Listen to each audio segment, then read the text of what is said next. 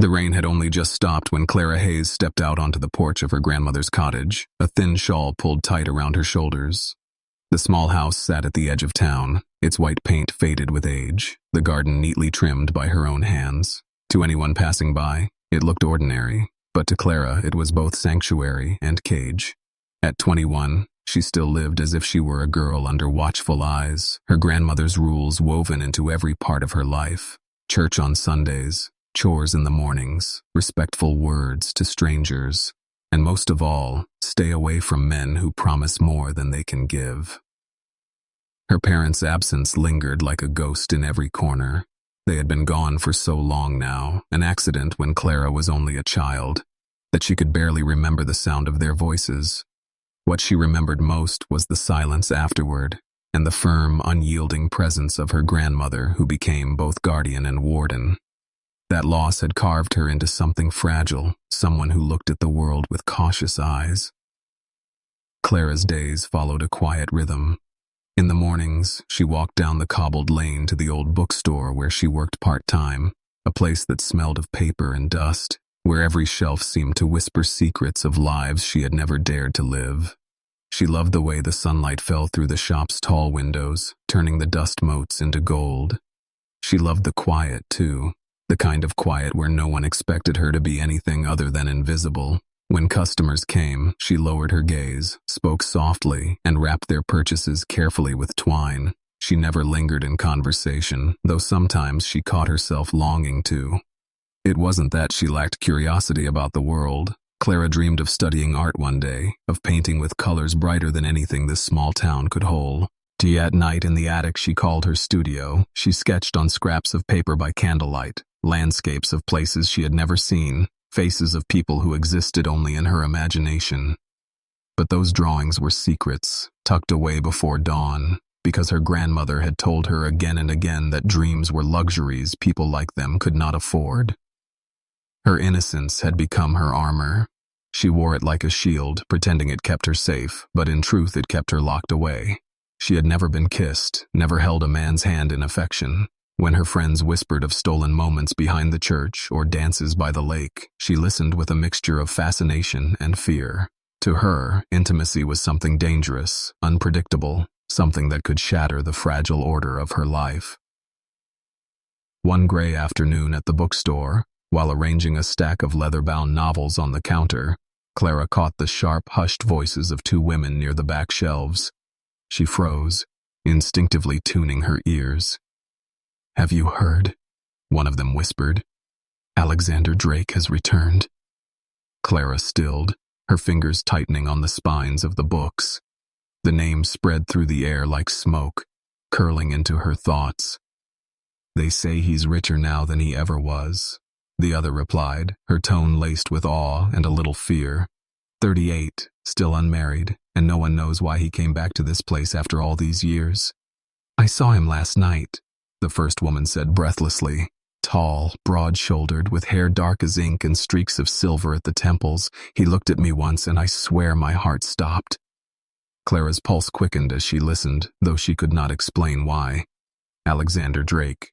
She remembered the name from old town whispers, stories of a boy who had grown into a man with ruthless ambition, who had left to build an empire somewhere, far away. To her, he had always sounded like a legend, a shadow people spoke of but never saw. Now he was back. Clara set down the books with trembling hands, staring out the window where rain still clung to the glass. For the first time in a long while, the air in her small, controlled world shifted. She didn't know why the sound of his name unsettled her so deeply, only that it felt like the first ripple of a storm that would not pass her by. And somewhere inside her, though she tried to silence it, a question rose unbidden. Why did the thought of a stranger make her heart race in a way no one else ever had? The storm rolled in without warning, a wall of gray clouds swallowing the late afternoon light. Clara had just locked the bookstore door when the first drops fell, heavy and fast, drumming against the glass. She pulled her cardigan tighter, preparing for the sprint home, but the sudden crack of thunder froze her in place. The rain came down in sheets, blinding, trapping her inside with only the sound of rushing water and her own heartbeat for company. She turned back toward the counter, sighing, resigned to wait it out. That was when she heard it. 3 firm knocks against the glass. Clara startled, her breath catching in her throat. The street outside was empty except for the rain, and yet, framed in the watery blur of the window, stood a tall figure in a dark coat. For a heartbeat, she considered ignoring it, pretending she had not seen. But the figure raised his hand again, slow, deliberate, and knocked once more. Something in the weight of that gesture made her move, though every step felt like defiance against her own instincts. She unlocked the door carefully, opening it just enough to let the storm's breath rush inside. He was taller than she had imagined from the whispers, broad-shouldered, with rain dripping from his dark hair and shadows clinging to the hard lines of his face. His eyes were the most unsettling of all, gray, steady, as though they could see through the very layers she wrapped around herself. "Are you still open?" His voice was deep, smooth, carrying a command that made the small shop seem even smaller. "And no," Clara managed, her voice trembling against the sound of the rain. "We just closed."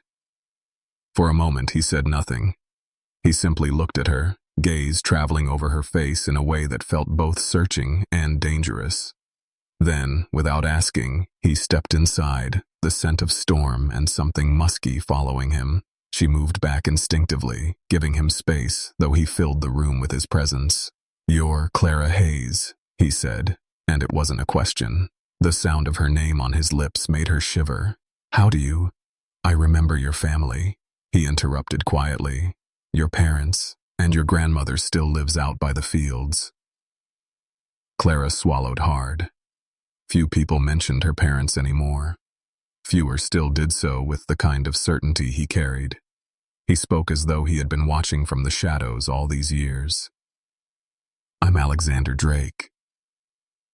The name hit her like the echo of thunder, the whispered legend standing in her bookstore, soaked with rain, looking at her as if she were more than a sheltered girl clutching the edge of the counter.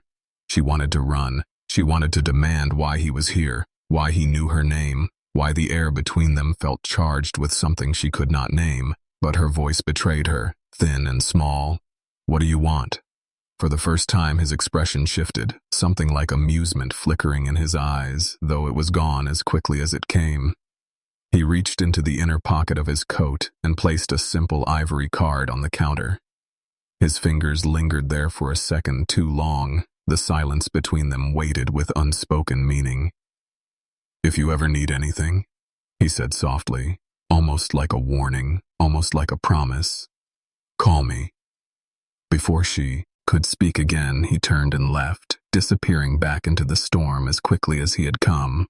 Clara stood frozen, staring at the card, her pulse racing. The rain outside roared, but inside the quiet felt deafening. She didn't know why her hands trembled, or why the name Alexander Drake now lived in her chest like a secret fire.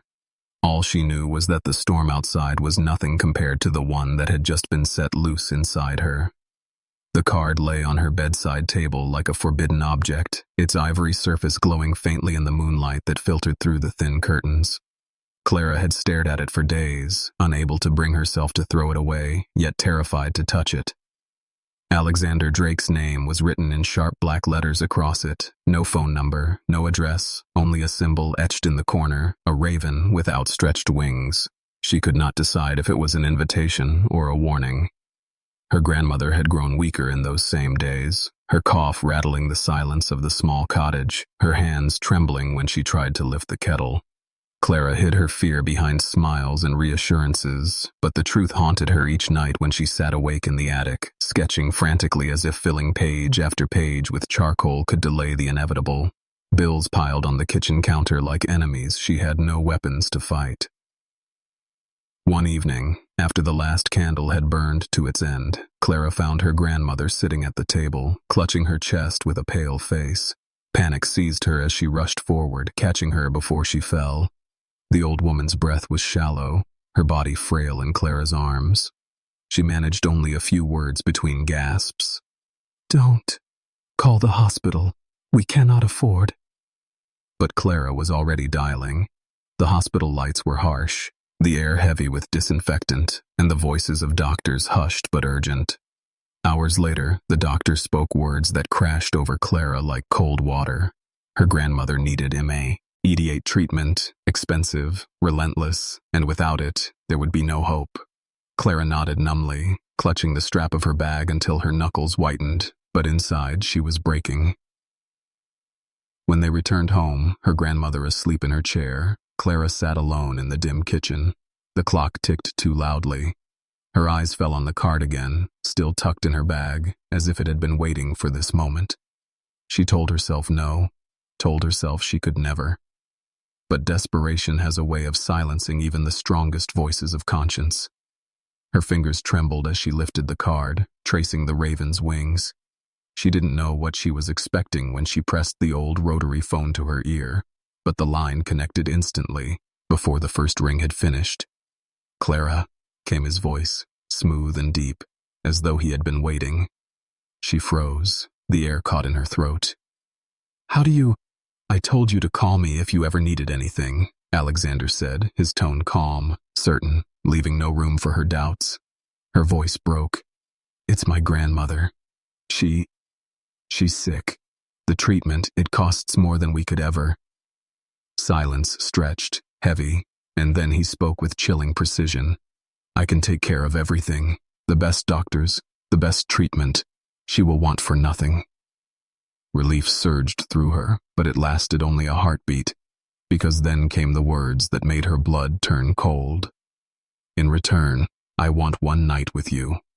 Clara gripped the phone so tightly it hurt. Her heart hammered, her body rigid with shock.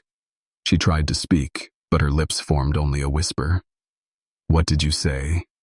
"One night," Alexander repeated, his voice as calm as if he were negotiating a business deal. "You will come to me, and in exchange, your grandmother's life will be saved. It is not charity, Clara, it is an arrangement. Do you understand?" The world tilted around her. Her grandmother's frail smile, the crushing weight of the hospital bills, the fear of being left utterly alone. Everything collided in her chest until she could hardly breathe. She wanted to scream, to slam the phone down, to curse him for his cruelty. But another voice whispered inside her, a terrible voice asking what choice she really had. Alexander's silence on the other end of the line was not impatient but watchful, like a predator waiting for its prey to step closer. Clara shut her eyes, trembling, caught between innocence and survival. And for the first time in her life, she realized that her world was no longer her own. The storm that had begun with a card and a whisper had now dragged her to the edge of a decision that would change everything. The night was colder than Clara expected. The air clung to her skin as she stood at the gates of the Drake estate, her coat pulled tight though it did little to still the tremor in her hands. The mansion rose before her like something carved from the shadows themselves, tall windows glimmering with faint light, towers reaching into the dark sky. The iron gates groaned as they opened slowly, as if warning her that once she stepped through, there would be no turning back. She had not told her grandmother the truth. She could not. Instead, she had whispered a soft lie about working late at the bookstore and kissed her forehead. The guilt weighed on her chest, heavier than the night air. Yet behind the guilt was something else, something sharper and far more frightening: anticipation. The driver who had come for her said nothing during the ride, his eyes fixed on the road, his silence only making the sound of her own heart louder. Now, standing at the threshold of Alexander Drake's world, she felt as though she had stepped out of her life entirely and into the pages of a story she was not prepared to read. The doors opened before she had the chance to knock. A man in a dark suit bowed slightly, wordless, and gestured for her to enter. The grand foyer was overwhelming. Marble floors polished to mirrors, chandeliers that dripped crystal light, and staircases that swept upward like the arms of some ancient beast. Every detail whispered of power and wealth, but also of something colder, something lonely.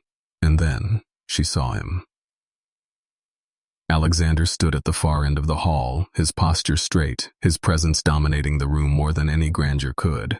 He wore a black suit that looked as though it had been made only for him, and the faintest trace of rain still clung to his shoulders. His eyes found her instantly, gray and sharp, studying her as though peeling away the layers she tried desperately to hide behind. You came, he said simply, his voice low and controlled. Clara swallowed hard, forcing herself to meet his gaze. You left me no choice. For a fleeting second, something flickered in his expression, a shadow of emotion too complex to name. But then it was gone, replaced with the same mask of control he always wore.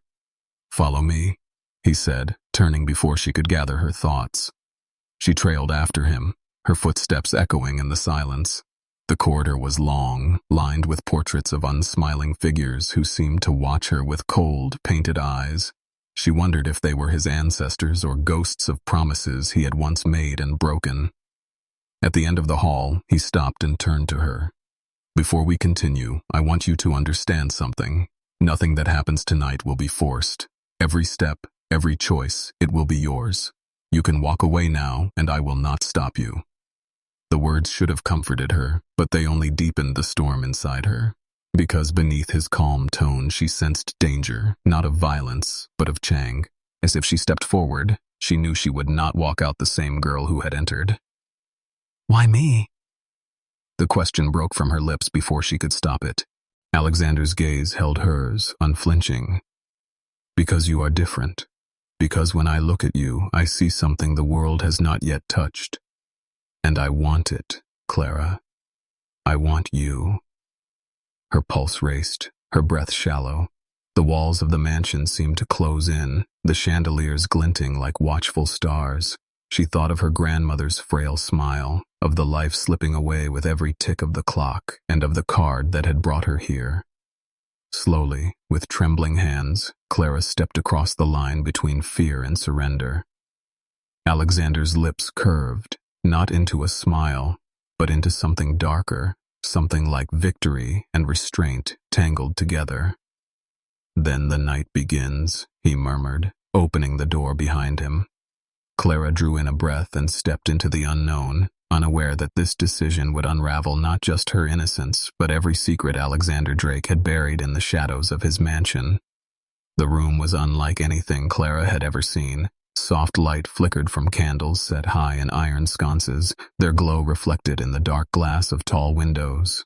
Heavy velvet curtains framed the walls, and in the center stood a bed so vast it looked more like a stage than a place to sleep. The air was thick with the scent of cedar and something darker, a fragrance that clung to Alexander like a second skin. Her pulse thundered in her ears as the door closed behind her with a deep, echoing sound. She turned, half expecting to see him looming too close, but he remained by the door, his presence steady, his gaze unwavering. There was no rush in him, no predatory step forward, only a silence that stretched and grew heavier with each heartbeat. You are trembling, he said at last, his voice low, carrying an edge that was both observation and warning.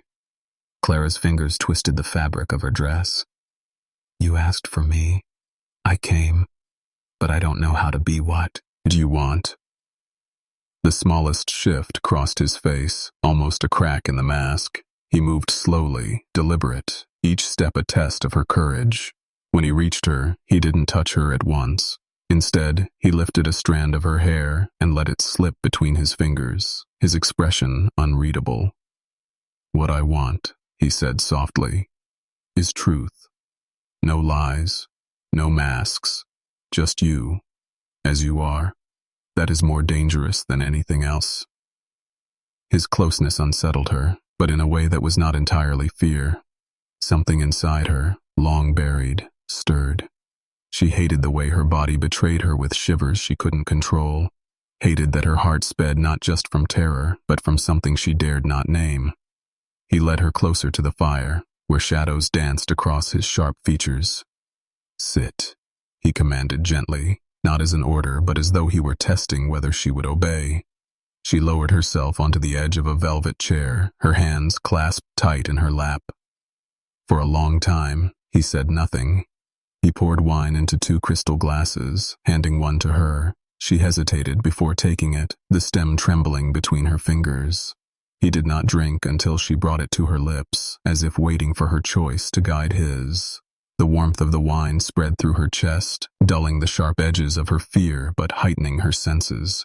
Every shift of his posture, every flicker of his gaze seemed amplified. "Do you know what the town says about me?" he asked, his eyes never leaving hers. Clara swallowed. "That you are ruthless, that you have more money than God, that no one knows what you want." A faint smile touched his lips. "And what do you say?" "I say you frighten me," she whispered, surprising herself with her honesty. For the first time, his expression softened. "Good.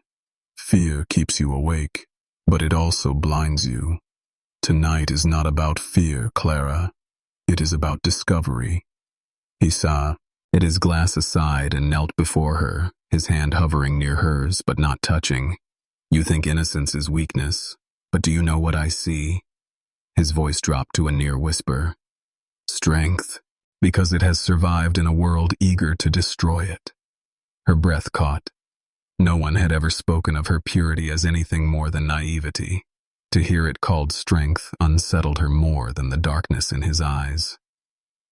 Then, slowly, his fingers brushed against hers, not demanding, but asking, and in that touch, Clara felt the walls she had built around herself begin to falter. The night stretched before her like an endless corridor full of doors she had never dared to open, and Alexander Drake was the man holding the keys.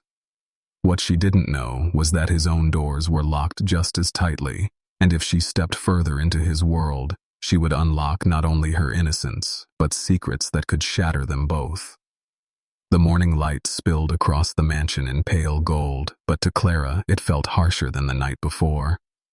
She woke in a bed too large, beneath sheets that smelled faintly of cedar and him.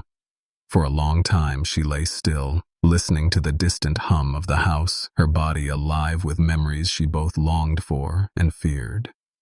Her grandmother's face flashed before her eyes, fragile and trusting, and guilt sank into her chest like a stone. She slipped from the bed quietly, pulling her dress from the floor and pressing it against her trembling body.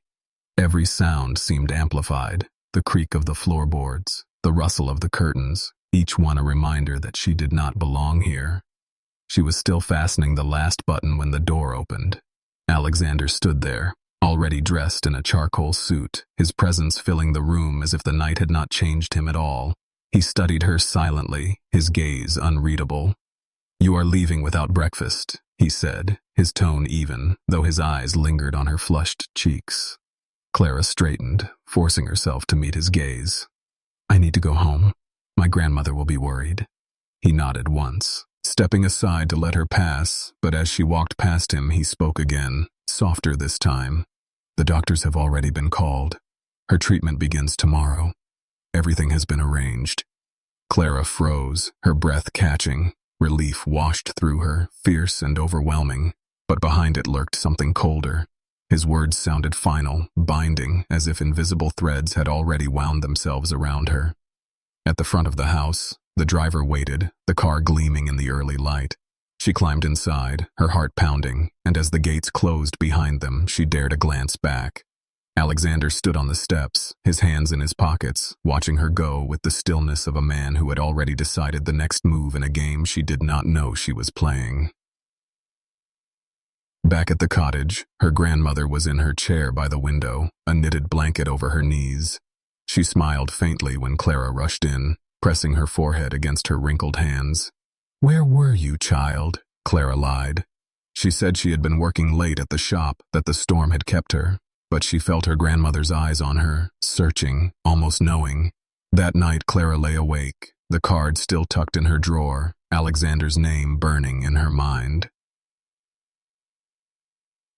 The days that followed brought whispers. In town, Clara felt eyes on her wherever she went.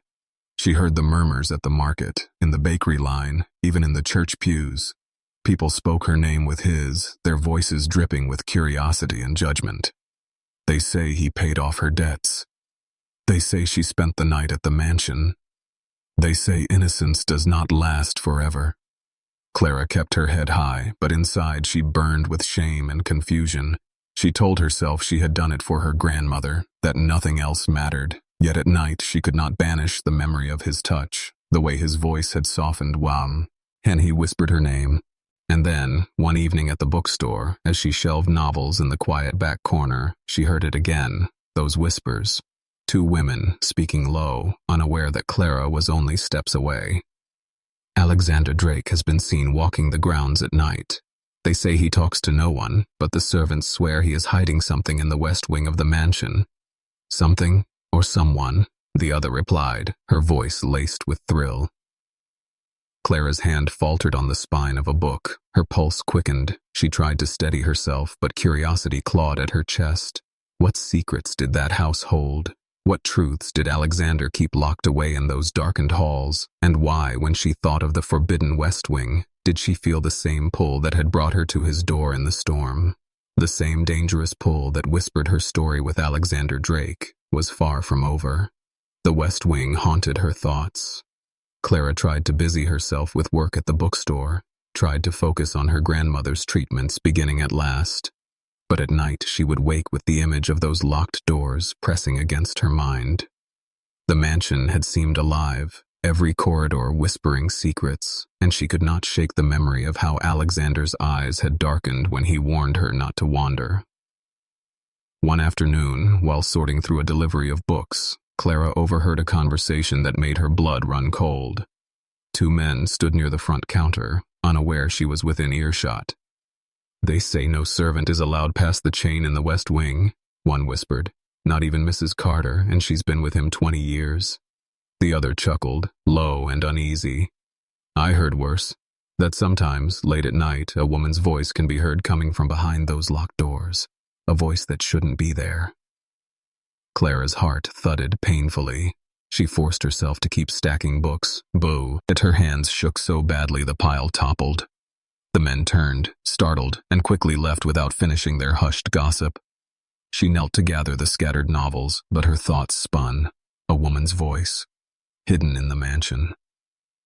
That evening she returned home to find her grandmother sleeping peacefully for the first time in weeks. Relief warmed her chest, but it could not drown the darker questions burning inside. She told herself it was none of her concern. She had made a deal, and Alexander had kept his end. But every time she closed her eyes, she heard those words again. A woman's voice where no woman should be. The next time she saw Alexander, it was at the hospital. He arrived unannounced, dressed in a dark coat, his presence commanding every eye in the room.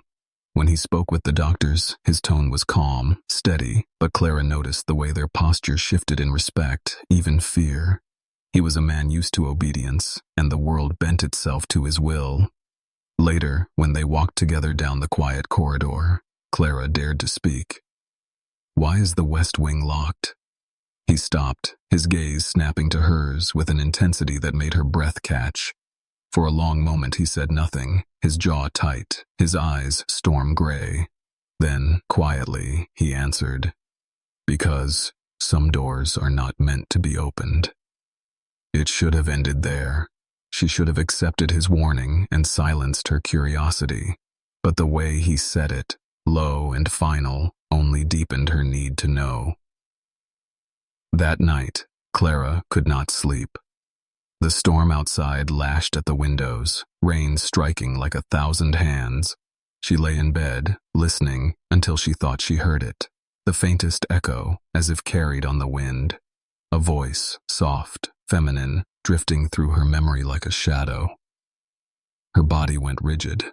She sat up, clutching the blanket, her breath uneven. She told herself it was only imagination, a trick of her restless mind. But then it came again, clearer this time, low and mournful, as though someone were singing behind the walls. Clara pressed her hands to her ears, shaking her head. But deep inside, she knew the truth. The mansion was keeping something, and Alexander Drake was not just a man of secrets. He was a man whose secrets could destroy her if she dared to uncover them. Still, lying awake as the storm raged, Clara whispered into the darkness, "What are you hiding from me?" And though the night gave no answer, she felt certain that soon she would find out, whether she was ready or not. The storm had passed, but Clara carried it inside her. Days at the bookstore dragged by in restless silence, her mind drifting again and again to the memory of that voice. At night she replayed it in her head, every note, every syllable, until she wondered if she had imagined the entire thing. but she knew she had not. The sound was too real, too human. Her grandmother was improving under the new treatment, color slowly returning to her cheeks. Clara should have felt relief, should have felt gratitude. Yet the more she saw her grandmother healing, the more she felt herself unraveling, because the price she had paid was not yet fully clear. It was late one evening when Alexander came to her door. His presence filled the small cottage in an instant, as though the walls could not contain him.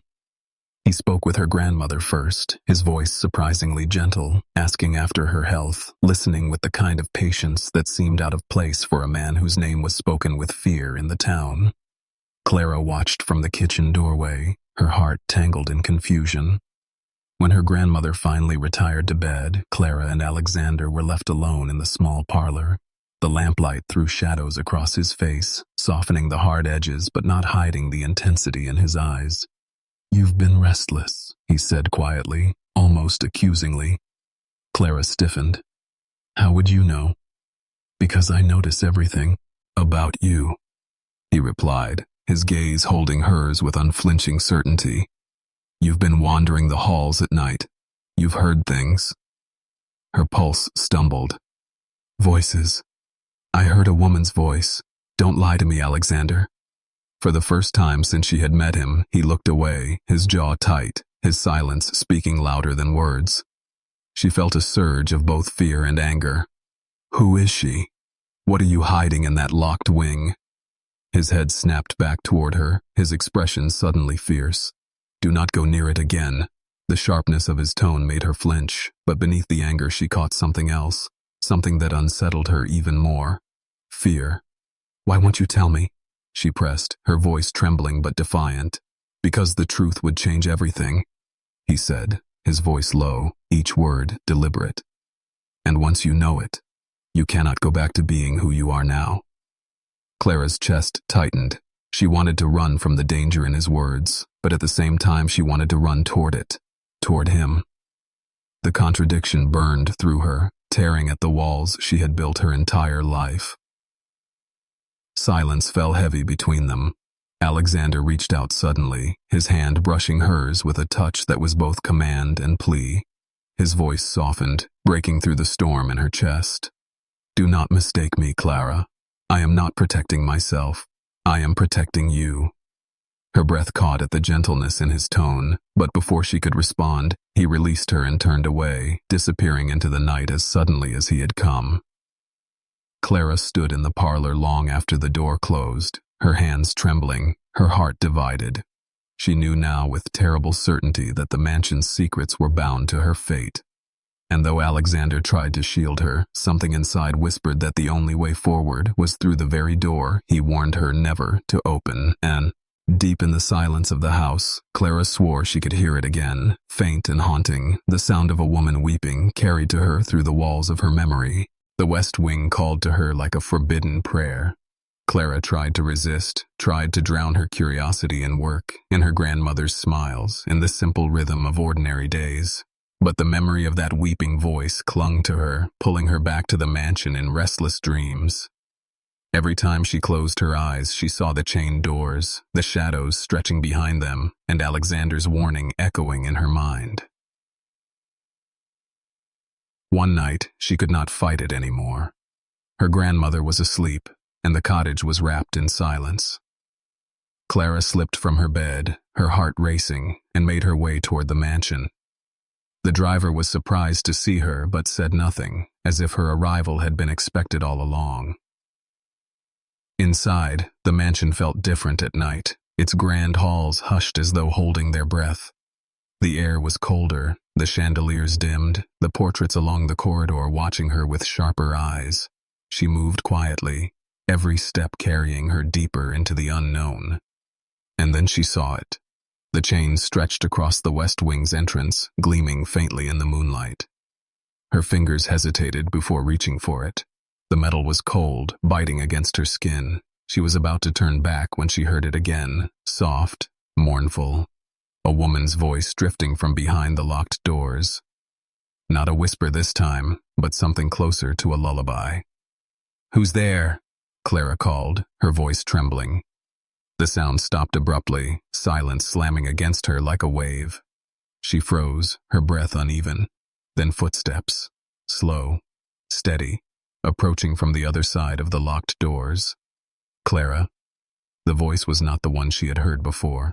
It was deeper, familiar. Alexander. She spun around to see him standing in the shadows, his expression thunderous, his gray eyes burning with something she could not name. "What are you doing here?" His voice was low, dangerous, the sound of control unraveling. "I heard her again," Clara whispered. "There is someone in there, isn't there? A woman?" Alexander's jaw clenched. For a long moment, he said nothing.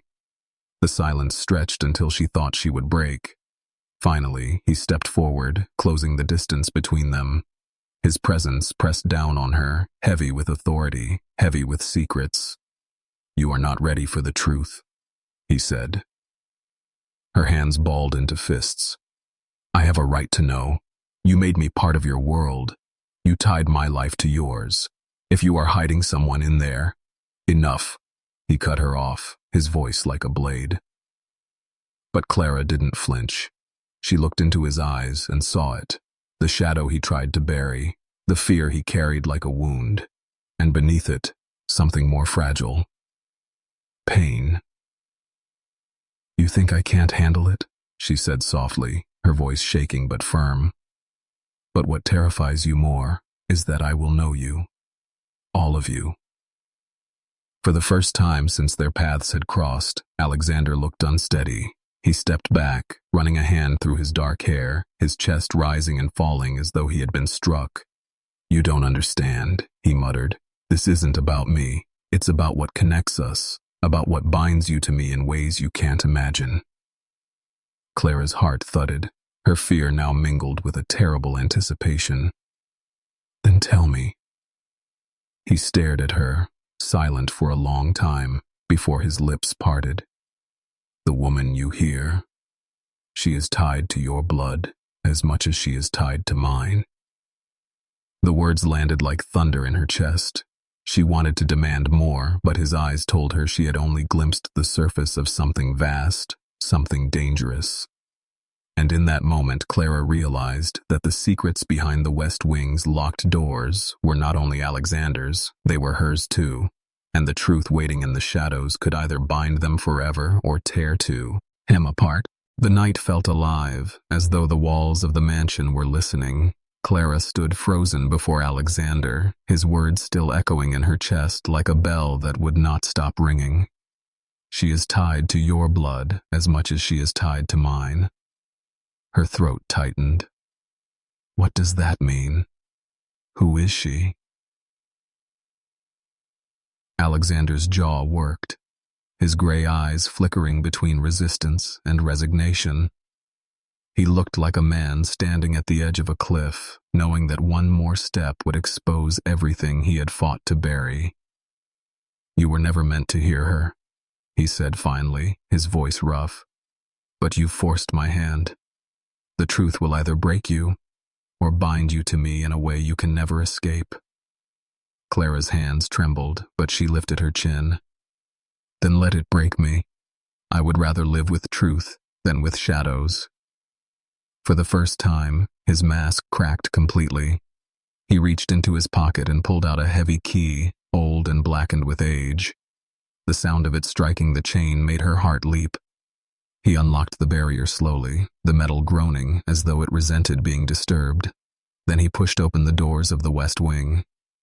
The air that spilled out was colder, heavier, thick with dust and something more, something like grief trapped in the walls. Clara followed him, her steps hesitant but determined. The corridor was lined with portraits shrouded in black cloth, their outlines ghostly in the dim light. At the end stood a door carved with a raven, the same symbol etched into the card Alexander had first given her. He stopped there, his hand resting on the wood as though steadying himself. "What you hear at night is not a stranger, Clara. It is family. Your mother's blood, my blood, our bond." Her breath caught.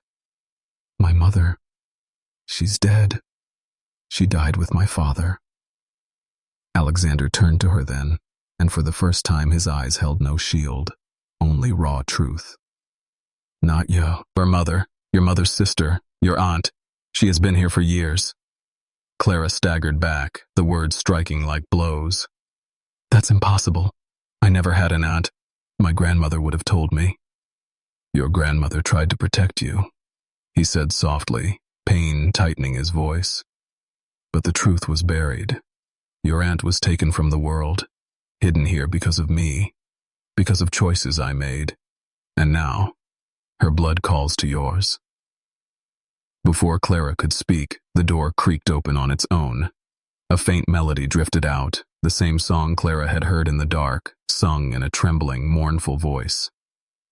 Inside the room sat a woman, her figure fragile in the candlelight, her hair streaked with silver, though her face was eerily youthful. Her eyes lifted at once to Clara, and in them was recognition so fierce it pierced her soul. You came, the woman whispered, her voice breaking, just as he said you would. Clara's knees threatened to give way. She stared between Alexander and the woman, her heart racing, her world tilting. Nothing she had believed about her life, about her family, about him, was safe anymore. Alexander's voice came from behind her, low and final. Now you understand why I brought you into my world. This was never only about desire, Clara. It was about destiny.